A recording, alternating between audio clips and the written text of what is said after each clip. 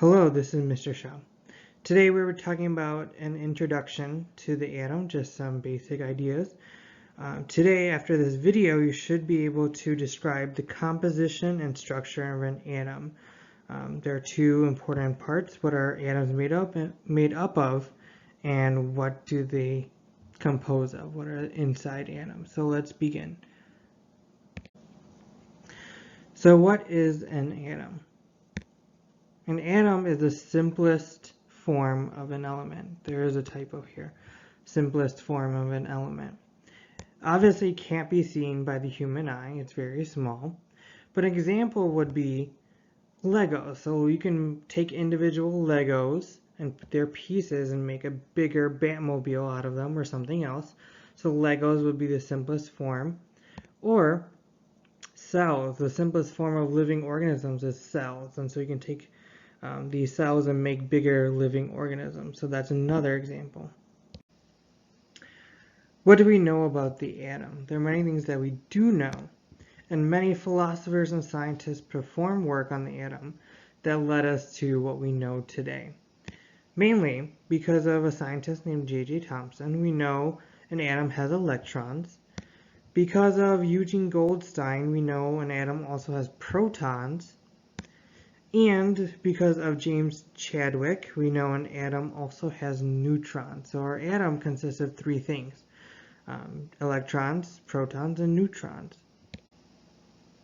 What makes up an atom?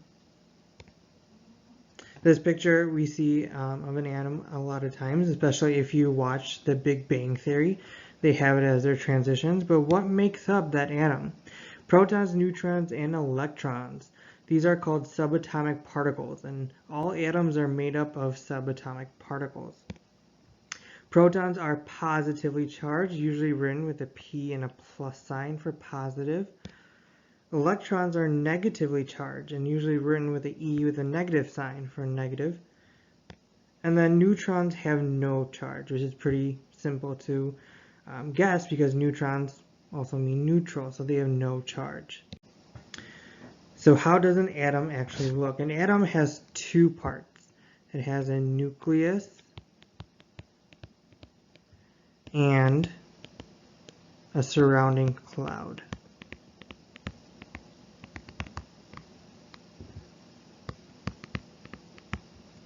So it has a nucleus and a surrounding cloud.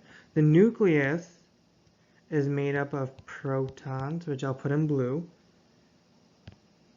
and neutrons. Okay. The surrounding cloud consists only of electrons. So how does that look in our model? So we have our nucleus in the center, and then in our nucleus we have a bunch of protons. And I'm just going to put one for each one. And a bunch of neutrons. So we have protons and neutrons in our nucleus. Our electrons are then outside in a cloud-like region. So I'm going to draw a little cloud.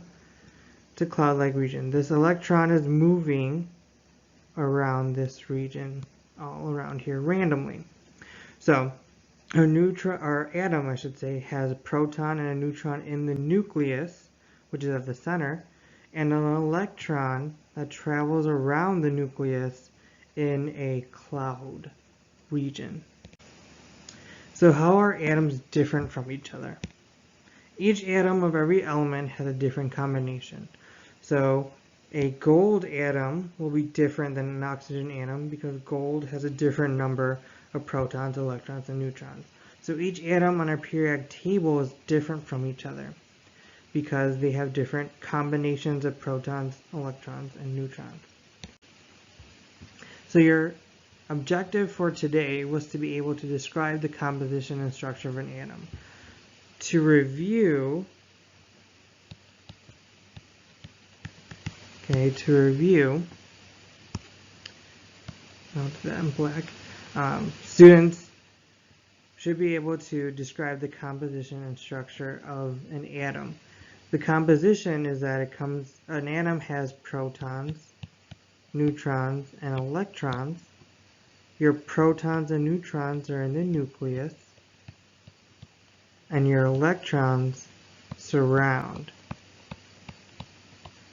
the nucleus.